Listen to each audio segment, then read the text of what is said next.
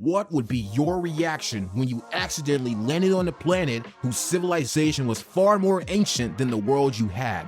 And by ancient, we mean the presence of dinosaurs. I'm going to break down the mistakes, what you should have done, and the alternative way of beating the ancient Tyrannosaurus Rex in this movie, 65. To begin the story, a man named Mills tries to convince his wife by telling her that he's going on an investigation of the Asian mission and will return in 2 years. His daughter is not pleased with the news, and they bid goodbyes to each other with a sour note. He knows that his daughter is ill, and Mills is pulling this job to help pay for her hospitalization. So he departs for his transport mission and travels through space for an unknown but long-winded time frame before colliding with a cluster of asteroids and crash landing on a new planet. All of the travelers on the ship are presumed dead, and Mills, swamped by the dark, terrible situation, decides to take his own life.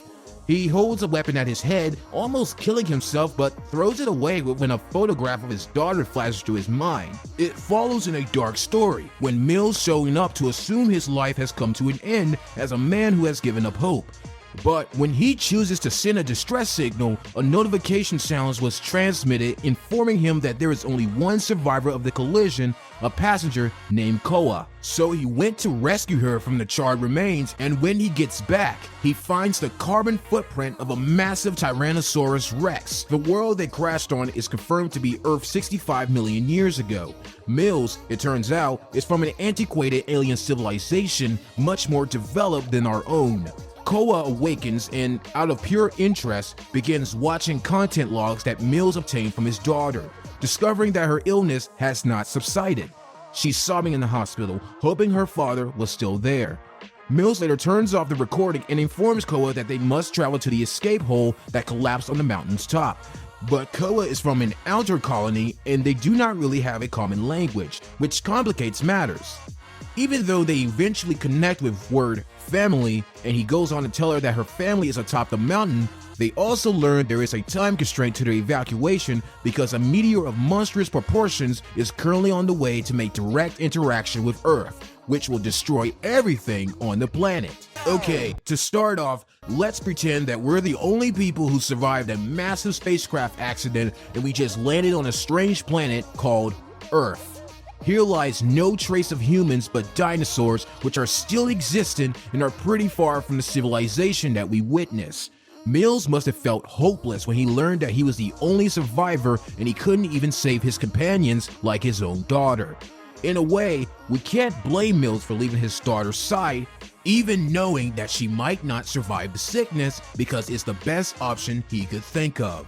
Though realistically, it might be practical to be there for her because he wouldn't be in this mess, right? But let's give him the benefit of the doubt. But if it were me, knowing that I would blame myself later on, I won't leave my daughter behind. All his worries are just a consequence of what he's done. If he just didn't leave for a space mission, his daughter could have been healed from her sickness, and even the passengers of the spacecraft could have survived. Going back, Mills was in a dilemma to kill himself until he discovered there was another survivor, and that was Koa. Koa from the start has filled the void of Mills' longing for her own daughter, so he was desperate to help her. Watching Mills' daughter's videos was the first thing she did upon landing. She also lost her family along with other deceased passengers of the aircraft. Except for the fact that Mills can't understand the language that she is speaking, she would resemble his daughter in a lot of ways. Of course, while it may be foreign to Mills, we do not find it strange in the least. It has been determined that the Earth during 65 million years ago. When the ravenous dinosaurs arrive on the scene, things get exceedingly tricky for our protagonist. That much is certain. They have arrived on Earth at a very, pivotal time in history, which is another thing that is working against them. Ultimately, Mills and Koa have to get off this rock before they are caught by the dinosaurs, and in order to do so, they are going to have to undertake a perilous adventure. The clock is ticking, and the dinosaurs are getting closer, so on to the next scene. They both embark on a perilous 15-kilometer voyage across dangerous terrain in hopes of fleeing the ill-fated planet. They come across many dangerous creatures, including smaller velociraptor-like dinosaurs and fatal slithering reptilians, and they additionally come along a shrieking dinosaur plunging into a tar pit, and Koa starts running to help it. Mills assists her in pulling it out of the tar, rescuing its life. and it limps away. But just as it appears that not everyone living there is out to kill them, they are attacked and killed by a strange group. They make the decision to stay overnight in the cave.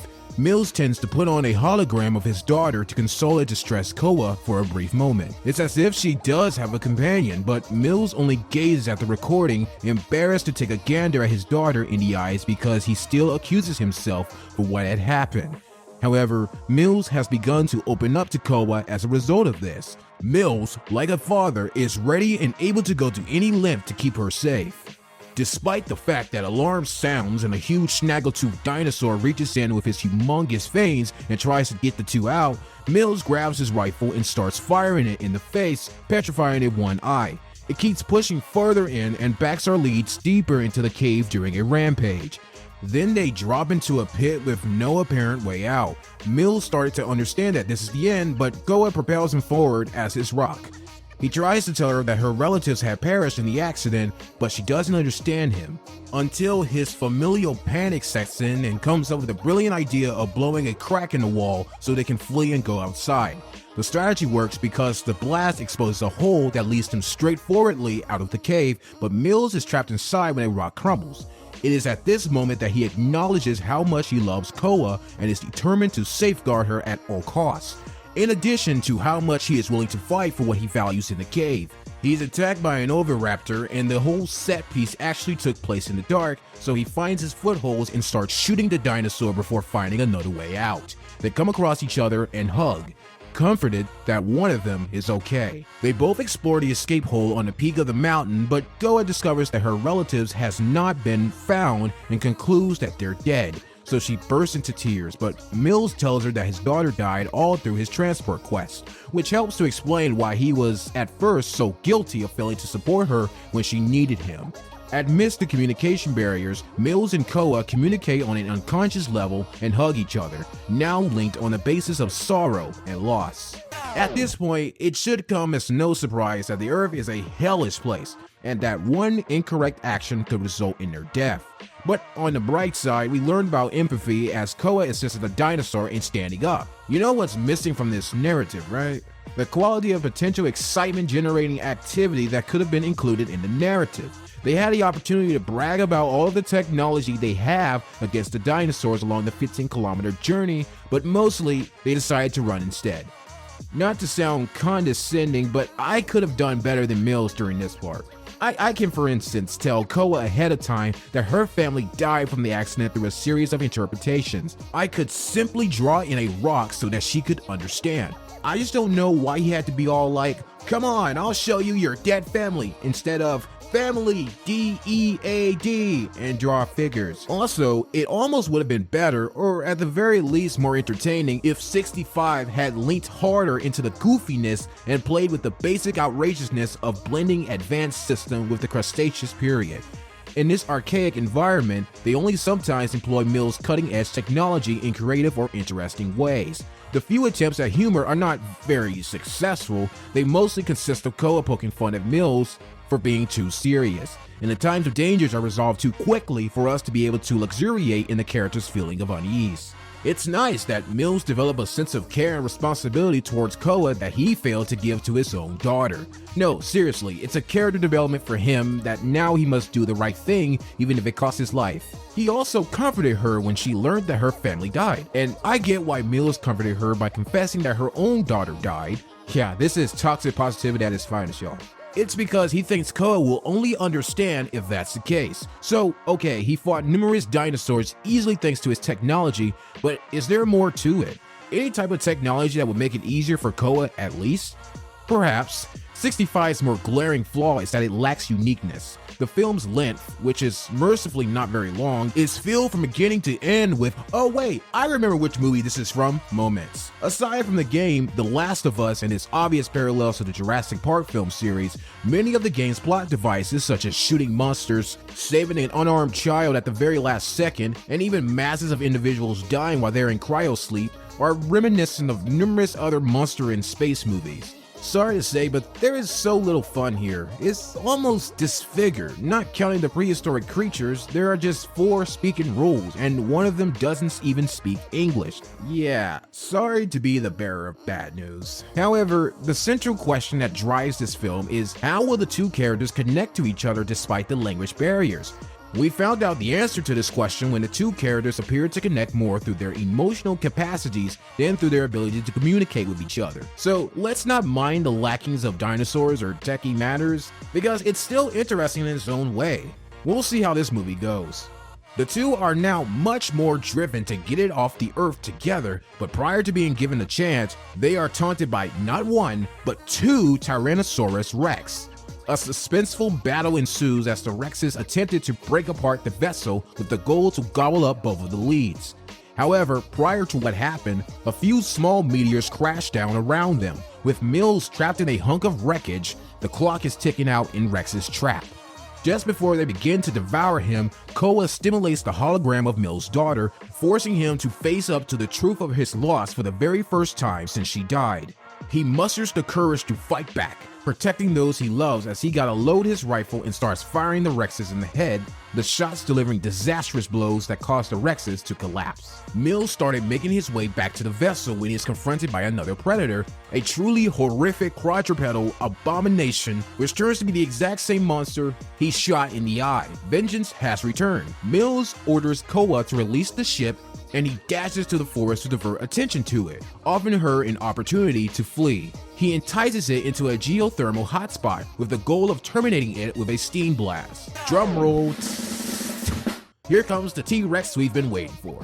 I never thought that T-Rex were smart enough to aim for the vessels, but anyways, I'm just a human from the 21st century, so how would I know? Side-eye. The 2 were immersed in an intense battle against these 3 large reptiles, and this time, Mother Earth was like, sorry humans, my dogs, dinosaurs, have been acting weird lately. Here, let me discipline them. Whip them with meteors? I see where this is going. And when Mills has almost given up in the situation, Koa has decided to use her special weapon. Behold, the hologram that shows your daughter. Koa used the classic own dead daughter card to give an adrenaline rush to Mills, which seemed effective but dark in a way. I think Koa is the type of kid that is caring but has the tendency to be savage to elders in some situations.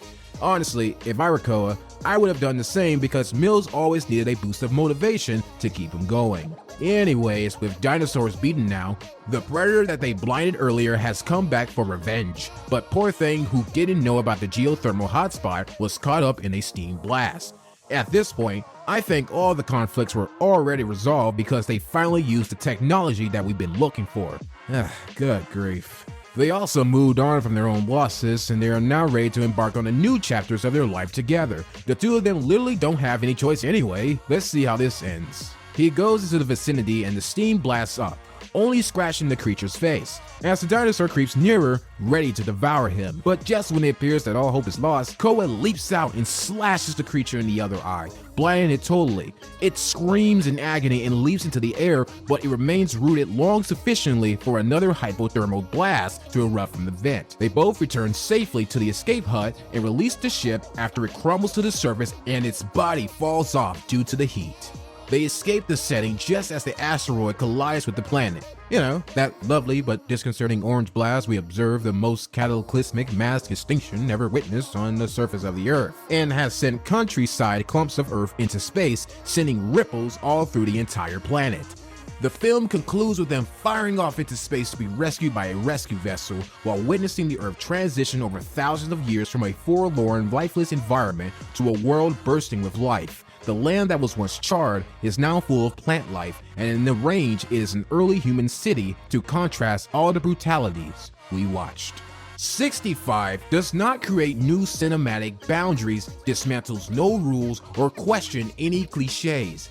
Nonetheless, it is a short, crisp, largely creative major studio film at a moment when this type of concept is under threat of extinction. In terms of endings, 65 is ultimately a representation of the film. It's a simple, bare-bones finish that works with a lot of classic concepts and story rhythms, but it reaches an emotional conclusion that is both moving and unexpectedly positive in its own tiny way. As thrilling as many of the action scenes in 65 are, it is Mills and Koa's capacity to bond through their loss that keeps them going. But if you were Mills, what would you have done? Let me know in the comments below. Again, thank you so much for watching. Like and subscribe and check out our playlist for more videos like this. And I guess that's it. See you all next time.